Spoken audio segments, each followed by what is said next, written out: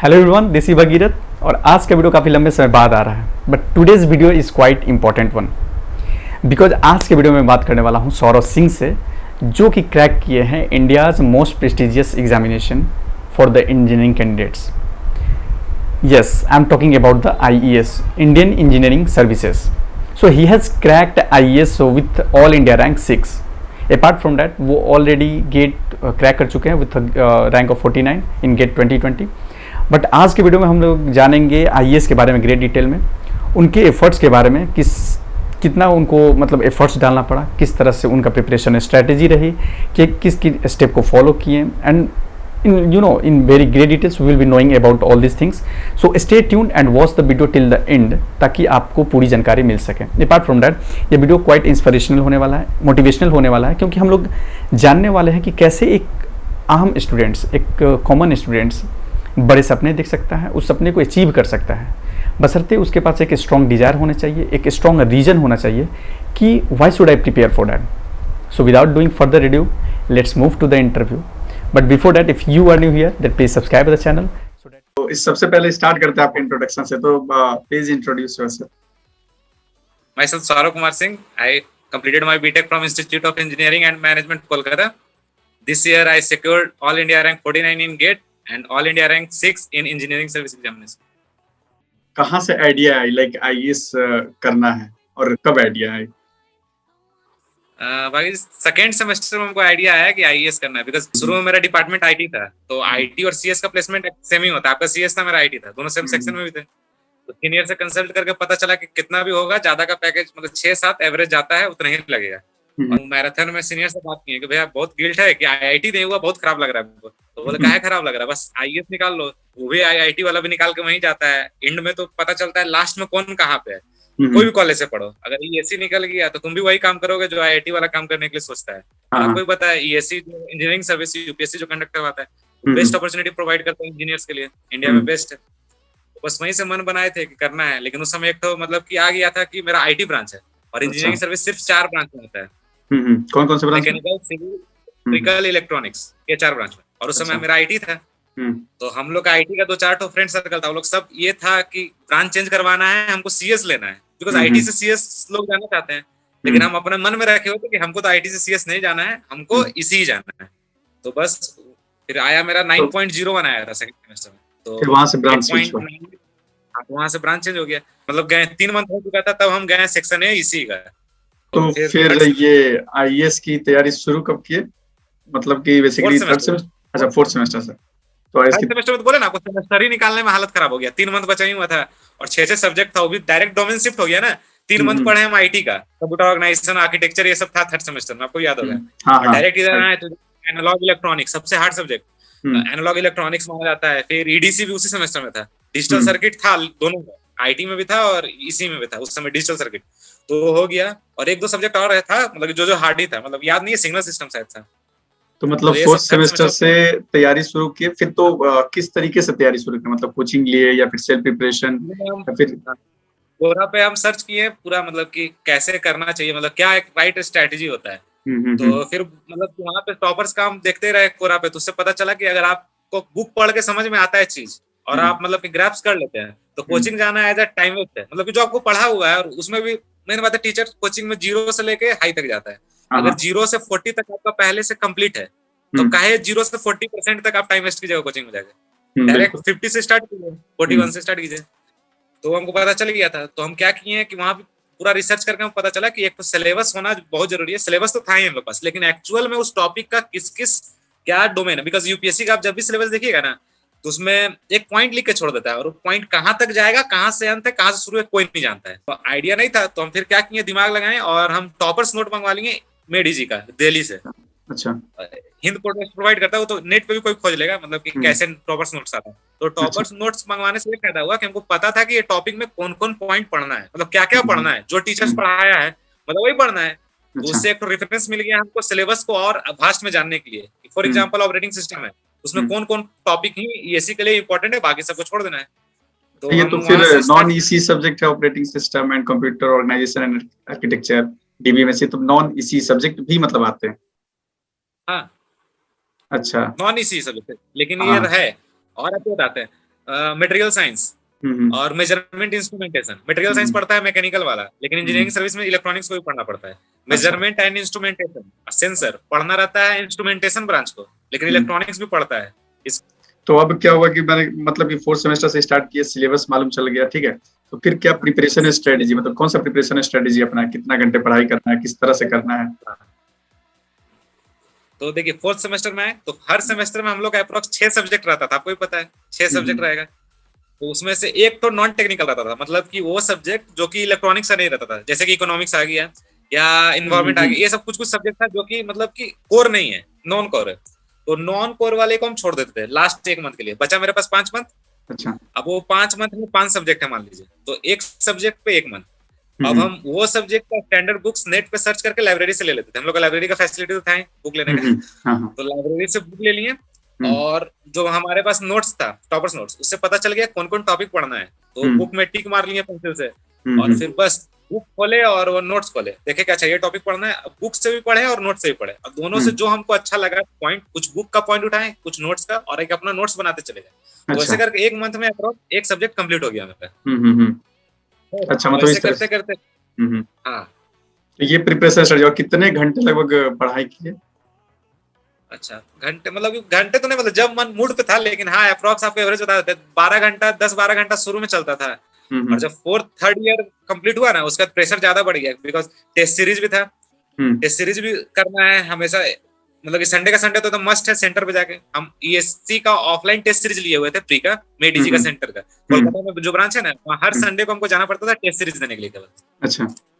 Test series पे आएंगे आपको लास्ट में, टेस्ट सीरीज कितना इंपॉर्टेंट, लेकिन अभी आपको प्रिपरेशन स्ट्रेटेजी बताते हैं। मतलब शुरू में 10 घंटा, मतलब 2nd 3rd ईयर में, उसके बाद जब 3rd ईयर कंप्लीट हुआ उसके बाद 12-14 घंटा भी चले जाता था। मतलब तो सेल्फ कर रहे थे, पता भी नहीं था क्या पढ़ना है नहीं पढ़ना है, कौन सा इंपॉर्टेंट, मतलब सब अपने पे था। और ईएससी गेट दोनों साथ साथ लेके चल रहे थे।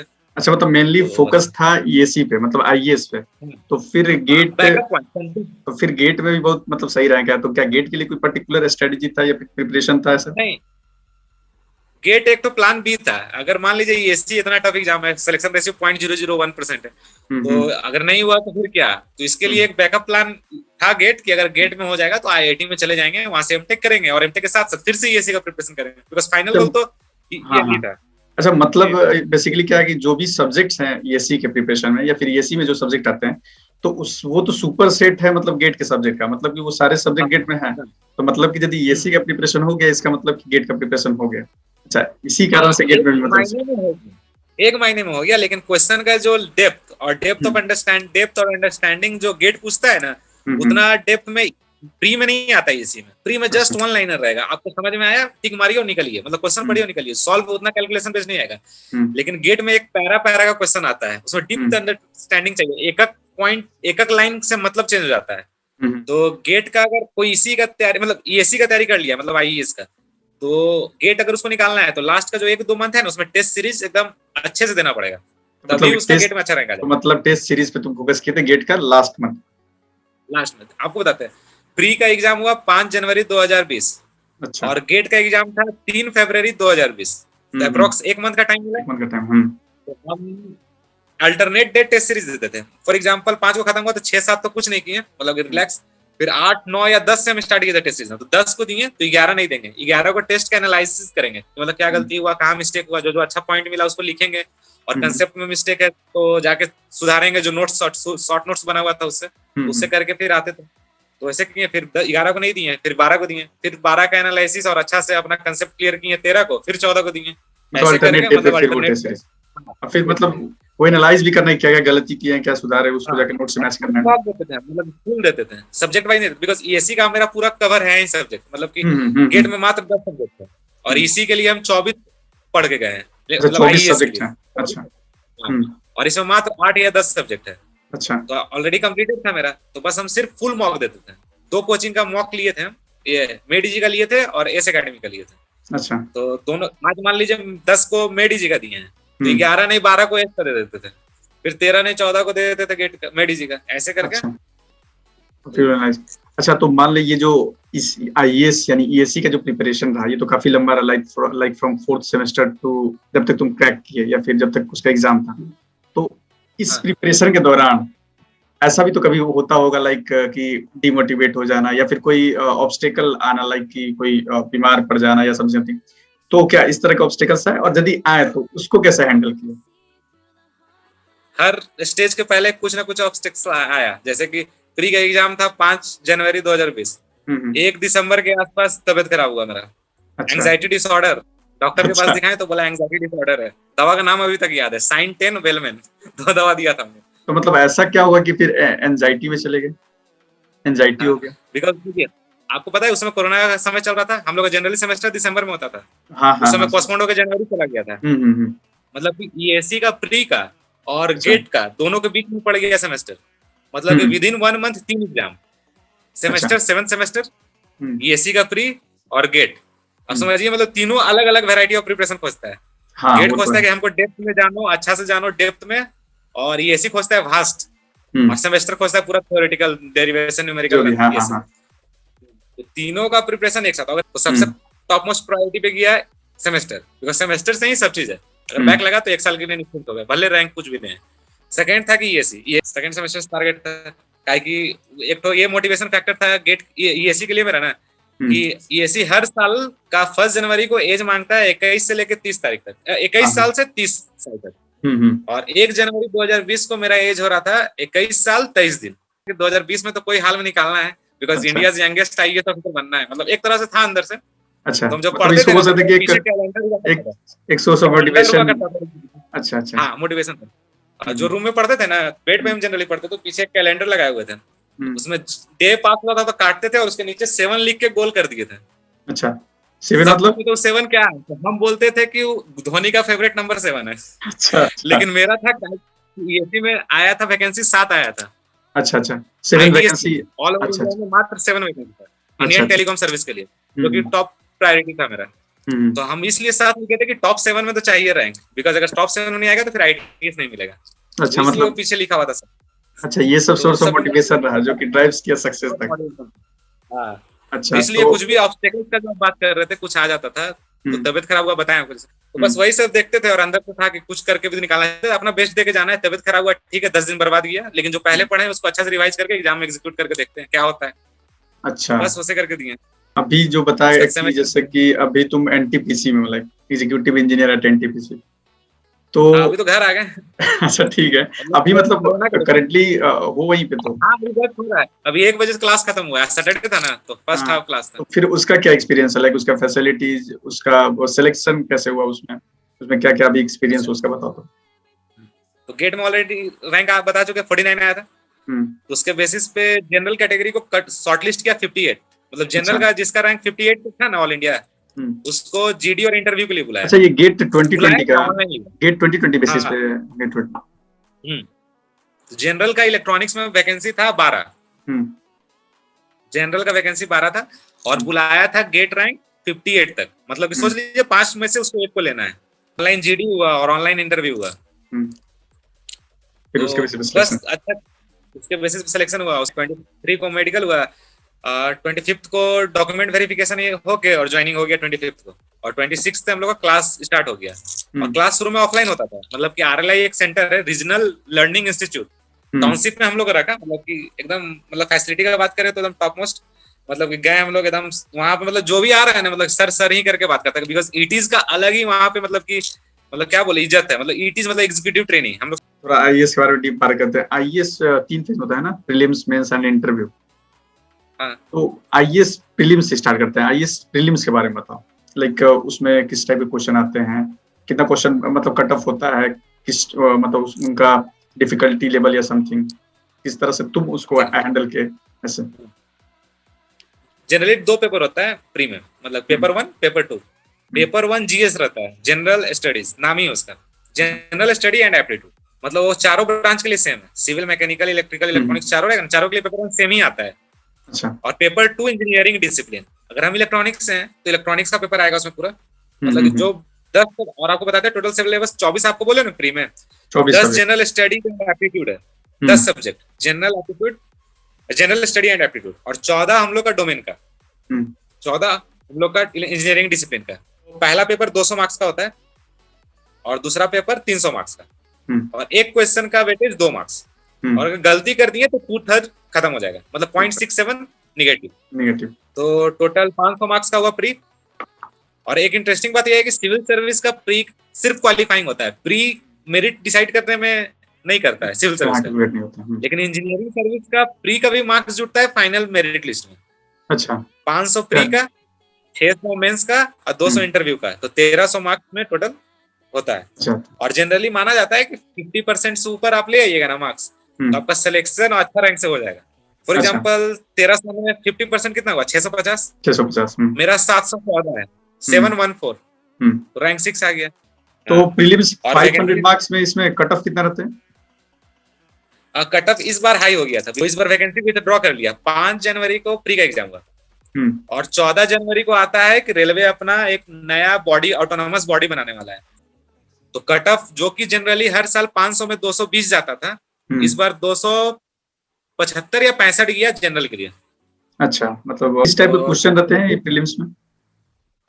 प्रीलिम्स में देखिए डिफिकल्टी लेवल की बात करें, वास्ट नॉलेज करिए, मैं डिफिकल्टी लेवल की बात करें, वास्ट नॉलेज रहेगा। मतलब कि यार थ्योरेटिकल न्यूमेरिकल क्वेश्चन थोड़ा सा टफ रहता है इन द सेंस ये कि बनाने में आपको 2 मिनट से ज्यादा टाइम लगेगा और आपको क्वेश्चन 1 मिनट में करना है। बोलिए क्यों? क्योंकि 100 क्वेश्चन 120 मिनट पहला पेपर में, और उसमें आपको OMR सीट मिलता है कि यूपीएससी अपना हर एग्जाम ऑफलाइन करवाता है, ऑनलाइन का सिस्टम ही नहीं, मतलब OMR सीट पे गोल करना ही है।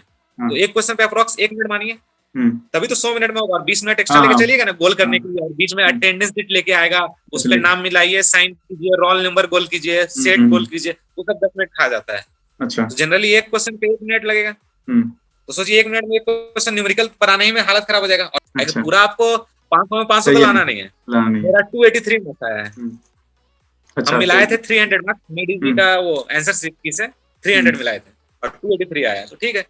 अच्छा, हाँ, मतलब सब लाना नहीं है, तो वाइजली खेलना है। मतलब जो क्वेश्चन बन जाए, थ्योरेटिकल है, थ्योरेटिकल तुरंत बन जाता है। जैसे कोई क्वेश्चन दिया, पूछा only 1 is correct, 2 correct, 3 correct या ऑल करेक्ट, जस्ट पता कीजिए कौन सा गलत है, कड़ाक से मार्क निकल लीजिए। हाँ, उसको प्रैक्टिस से आएगा। हाँ, जो अच्छा, प्रैक्टिस नहीं आएगा बिना, जब तक लिए आप टेस्ट सीरीज नहीं दीजिएगा सेंटर पे जाके, जैसा इन गवर्नमेंट में एग्जाम में होता है, तो बहुत मुश्किल हो जाएगा। मेरे साथ क्या था, हम 6 मंथ पहले ही से टेस्ट सीरीज दे रहे थे, मतलब कि जून जुलाई से हम स्टार्ट कर दिए थे टेस्ट सीरीज एग्जाम से पहले। हाँ, 1 वीक पहले जस्ट हम पेज पलटे, क्या क्या पढ़े, शॉर्ट नोट्स बनाना बहुत इंपॉर्टेंट है। अच्छा, हाँ, शॉर्ट नोट्स के बारे में बताओ, किस तरह से बना। 24 सब्जेक्ट है, अगर आप चाहिएगा हर सब्जेक्ट को रिवाइज करना, इतना एक कॉपी का 1 नोट्स, वैसे आपके पास 24 कॉपी है प्री के लिए, बताइए कैसे हो पाएगा? पॉसिबल नहीं। 1 महीना पहले भी आप रिवाइज नहीं कर पाइएगा अच्छे से, कोई नहीं कर पाएगा, आप कोई नहीं कर पाएगा।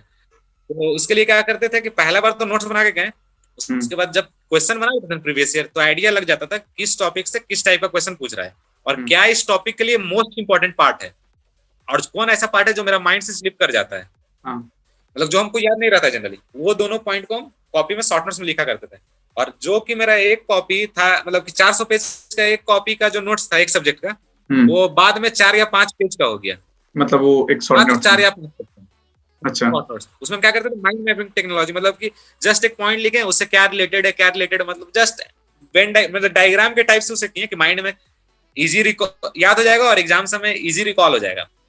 अब मेंस के बारे में बात करते हैं। मेंस में लाइक कितने पेपर होते हैं, किस टाइप का क्वेश्चन आता है? मेंस का जो पहले था वो 6 मंथ का गैप मिलता था हम लोग के समय, मतलब 2020 तक। अब 2021 से क्या हो गया, मात्र 3 मंथ का गैप हुआ, क्योंकि कोरोना की वजह से जो प्री जनवरी में होता था शिफ्ट होकर चला गया जून जुलाई में।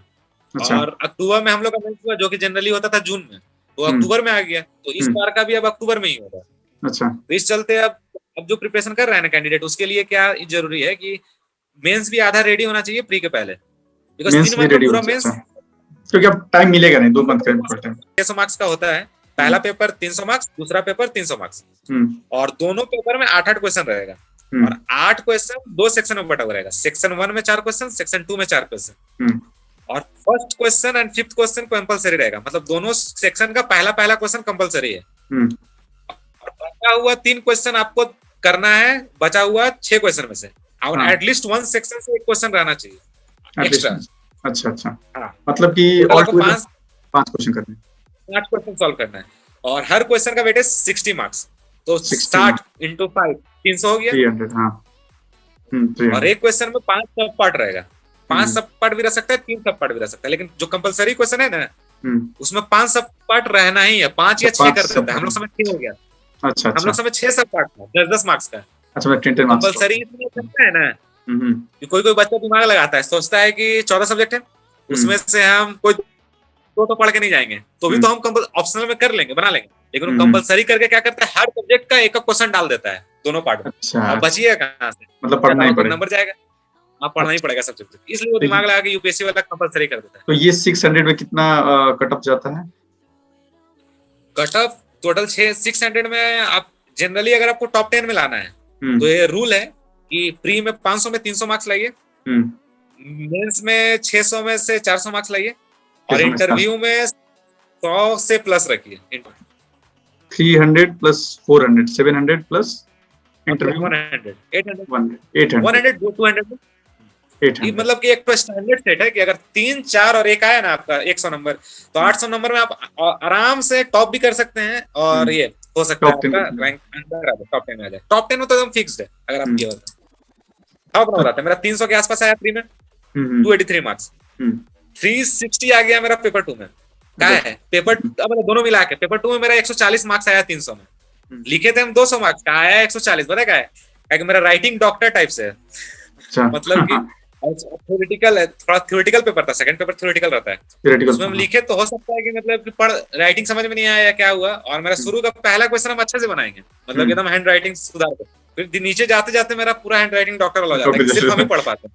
अच्छा, इसमें जनरली फोकस करते थे कि न्यूमेरिकल बनाए, न्यूमेरिकल समझ में भी सामने वाला को आएगा और मार्क्स भी पूरा उठेगा, बट सिंस ऑप्शन ही नहीं था सेकंड पेपर में, तो जाना पड़ा थ्योरेटिकल से, इसीलिए मेरा मार्क्स सेकंड पेपर में कटा, तो 140 आ गया 200 में गड़बड़ा गया था रैंक। तो अच्छा, तो अब इंटरव्यू की बात करते हैं। इंटरव्यू का एक्सपीरियंस बताओ, इंटरव्यू में लाइक किस तरह से इंटरव्यू होते हैं? क्या क्या क्या हर साल इंटरव्यू, हाँ हर साल नॉर्मली इंटरव्यू का क्या रहता है सिनेरियो बताते हैं। 4 तो पैनल मेंबर रहेंगे, जिसमें कि चेयर पर्सन जो रहेंगे ना वो आईएएस रिटायर्ड आईएएस ऑफिसर रहते हैं, आईएएस एडमिनिस्ट्रेटिव, और वो जनरली नॉन टेक्निकल क्वेश्चन पूछते हैं, मींस कहां से हो, आईएएस रहते हैं।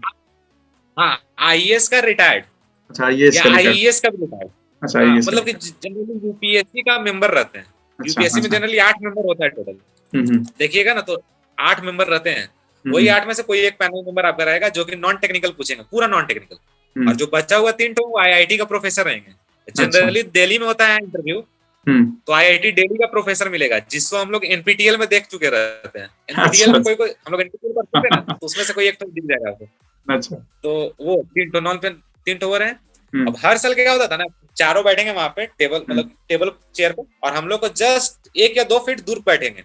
अच्छा, लेकिन इस और आई कांटेक्ट बनाने में आपको ज्यादा दिक्कत नहीं होगा, बिकॉज वो लोग चारों सट के बैठते, तो ऐसे ऐसे आई घुमा के हो जाएगा। और मॉक भी हम उसी इन्वायरमेंट में दिए, मेडी जी का मॉक दिए। तो लेकिन क्या हुआ एक्चुअल में, जब इंटरव्यू हुआ 16 मार्च को गए, तो पहले तो फेस शील्ड और फेस मास्क पहना दिया। इंटरव्यू मार्च मतलब 2021 इस ईयर में या लास्ट ईयर में? इस ईयर में होंगे। तो अब सुनिए, अब फेस एक्सप्रेशन ज्यादा मैटर करता है। अगर आपको क्वेश्चन में सामने वाला पर्सन फंसा दिया, अगर आपका फेस पे स्माइल है, वो मतलब प्रेशर नहीं दिखा रहा, तो आपका मार्क्स अच्छा बनेगा, ये जान रहे हैं। हाँ, लेकिन अगर आप फेस शील्ड और फेस मास्क पहने हुए हैं, तो आई से आपका फेस एक्सप्रेशन थोड़ी ना कोई जान सकता है, नहीं जान सकता। तो ये सबसे बड़ा प्रॉब्लम। और दूसरा प्रॉब्लम ये हुआ कि 10 फीट दूर चेयर पर्सन से हम बैठे, 10 फीट का, 10 फीट मतलब क्या, मतलब पूरा आपका, हाँ, पैर से लेके, पैर का अंगूठा से लेके सर का बाल तक आपका पूरा एक्सपोज है। और जो पैनल मेंबर बैठे हुए थे ना 4, उन लोगों के बीच बीच में 4-4 6-6 फीट का डिस्टेंस। अच्छा, तो मतलब कि अगर आपको आई कांटेक्ट सबसे बनाना है ना, तो आपको आई घुमाने से नहीं होगा, गर्दन घुमाना पड़ेगा। अब वो प्रैक्टिस है नहीं, मतलब एक वहीं पे जाके प्रैक्टिस ना नहीं, बिकॉज जनरली देखें जो सुने वो था, मतलब अनएक्सपेक्टेड था इस बार का, बिकॉज कोरोना बढ़ रहा था, और इलेक्ट्रॉनिक्स में 2 पैनल मेंबर थे इस बार के, जो कि अनप्रेडिक्टेबल रहता है, कौन रहेगा नहीं, लेकिन जनरली 2 रहता था। उसमें एक तो वो कोरोना हो गया था 14 तारीख को, इसलिए 15 से वो रूल बना कि ये रूल बन गया 15 तारीख से। अच्छा अच्छा, 14 तक नॉर्मल चला इंटरव्यू स्टार्ट हुआ था 8 मार्च से, और 8 से 14 नॉर्मल चला, लेकिन सिंस 14 को उनको कोरोना हो गया पैनल मेंबर को, तो ये नियम बन गया। अब आते हैं क्वेश्चन पे, क्या क्या क्वेश्चन पूछे। तो मेरा फर्स्ट प्रेफरेंस था इंडियन टेलीकॉम सर्विस, आईटीएस। तो जाते के साथ पहले हमको पूछे, हम एक हॉबी डाले हुए थे, टीचिंग क्रिकेट और लिसनिंग टू म्यूजिक। तो क्रिकेट और टीचिंग ये सब छोड़िए, पूछे टीचिंग है तेरा, ये क्या बोलते हैं, इंग्लिश में ही पूछ रहे थे, मतलब टीचिंग है तुम्हारा हॉबीज, और तुम्हारा गेट में आया है 49 रैंक। तो तुमको कोई भी आईआईटी में कोई भी ब्रांच तुम चाहोगे वो मिल जाएगा आसानी से। तो तुम लेके एमटेक कर लो और एमटेक करके फॉरेन जाके पीएचडी कर लो। और जब तुम पीएचडी कर लोगे तो आईआईटी में तुम प्रोफेसर आराम से बन जाओगे। और तुम्हारा टीचिंग जो हॉबी है वो भी फुलफिल हो जाएगा और तुम प्रोफेसर रहोगे आईआईटी के। एक नंबर ऑप्शन है। तो फिर आईएससी क्यों चूज किया? अब बताइए, मतलब कैसा पहला क्वेश्चन आपके सामने से कोई अच्छा पूछ देगा तो आधा खत्म। तो हम फिर उनको मतलब एक्सप्लेन किए कि मेरा सिंस सेकेंड ईयर से मेरा टारगेट था इंजीनियरिंग सर्विस और टेक्निकल नॉलेज। हम उनको नहीं बता सकते थे कि मेरा प्लान बी था ये उनको बोले नहीं बता सकते थे ना। तो उनको हम ये बोले कि मतलब कि मेरा ये मतलब कि इंजीनियरिंग सर्विस सेकंड ईयर से टारगेट था और हम गेट सिर्फ टेक्निकल नॉलेज को चेक करने के लिए दिए थे। जस्ट टेक्निकल नॉलेज को चेक करने के लिए हम कहाँ एग्जिस्ट कर रहे हैं। और सिंस मेरा गेट का नंबर आया, इससे हम कहीं आईआईटी में अप्लाई भी नहीं किए। टीचिंग मेरा एज अ हॉबी है, हम फ्री टाइम में उसको पढ़ाते हैं, मतलब कि एंजॉय करते हैं, बट उसको प्रोफेशन बनाने के लिए हम अभी सोचे नहीं है। मेरा शुरू से ही एम था आईटीएस, तो वहां तो सेटिस्फाई हुआ। उसके सेकंड क्वेश्चन पूछ दिए कि आईटीएस ही क्यों, इंडियन टेलीकॉम सर्विस ही क्यों, और कोई डिपार्टमेंट, इतना डिपार्टमेंट है कोई भी ले लो, आईटीएस ही क्यों लेना चाह रहे हो? तो फिर उनको समझाएं कि आईटीएस ट्राई का डायरेक्ट हेड बनता है, वहाँ पूरा ऑथोरिटी आता है डे वन से, मतलब ज्वाइनिंग के साथ साथ आपके अंदर उतने रहेंगे और आपके पास अपॉर्चुनिटी है और मतलब कि अकाउंटेबल है आप, मतलब कि पूरा है। और फिर आपका स्पेक्ट्रम जो होगा मतलब कि अच्छा डाइवर्स फील्ड है, इसलिए बोलते ठीक है वो तो डाइवर्स फील्ड मानते हैं हम हैं, आप स्पेक्ट्रम भी कीजिएगा, ये कीजिएगा वो कीजिएगा, बट आईटीएस ही क्यों? और आप जाके आईटीएस में ऐसा क्या कीजिएगा जो कि आज तक नहीं हुआ है? हम पूरा पढ़ के गए non technical, because generally IAS का इंटरव्यू में क्या होता है कि कोई भी चीज का प्रैक्टिकल एग्जांपल पूछते हैं। फॉर एग्जांपल 5G आ रहा है, तो 5G किस तरह से एडवांटेज है, क्या क्या चीज में हम लोग को चेंज लाना पड़ेगा 4G से 5G में जाने के लिए, कौन कौन सा मतलब कि स्पेक्ट्रम यूज होगा, क्या फ्रीक्वेंसी रहेगा, कौन सा मीमो टेक्नोलॉजी आएगा, मैसिव इनपुट, किस टाइप का एंटीना रहेगा, एंटीना का प्रॉपर्टी क्या रहेगा, मतलब कि पूरा नॉलेज में कम्युनिकेशन भी कुछ होगा। सैटेलाइट वर्क कैसे करता है, सैटेलाइट कम्युनिकेशन में क्या मतलब कि मॉडिफिकेशन लाना चाहिए, क्यों अपडेटेड हो गया सैटेलाइट फोन, मतलब ये सब टाइप का क्वेश्चन पूरा पढ़ गए होते, ठीक है ना, हर सब्जेक्ट का ऐसा ऐसा डेप्थ, तो खाली आपको कम्युनिकेशन का बताएं। और वहां जाते के साथ ही पूछते हैं कि आईटीएस क्या काम कर रहा है, वो हल्का सा जान के गए थे, बट आप जाके ऐसा क्या कीजिएगा कि आईटीएस में नहीं हो रहा है। अब आईटीएस का जब तक आपको डिमेरिट पता नहीं रहेगा, वो कहाँ लैग कर रहा है, तब तक आप सुधारने का बात नहीं कर सकते। तो वहां पे हम थोड़ा सा फंस गए, मतलब बता नहीं पाए, मतलब जनरली पता ही नहीं था, आइडिया ही नहीं था उसके बारे में। तो फिर एक दो क्वेश्चन अपना नेटिव प्लेस से पूछिए, मतलब कि हजारीबाग से हो, क्या है फेमस हजारीबाग में, क्या है नहीं है, मतलब ये सब चला। उसके बाद वो पास कर दिए टेक्निकल पर्सन पे, और टेक्निकल पढ़ के गए थे, टेक्निकल पर्सन क्वेश्चन पूछे, मतलब टेक्निकल ठीक गया, बट वहां पे वो मैम फंसा दी थोड़ा सा। ये वाला सत्यवती मैम थी, रिटायर्ड आईएएस ऑफिसर 1986 बैच की थी। अच्छा, ये रिजल्ट तो मतलब यूपीएससी के साइड पे डिक्लेयर हुआ है, नाम वाम तो है यूपीएससी की साइड पे।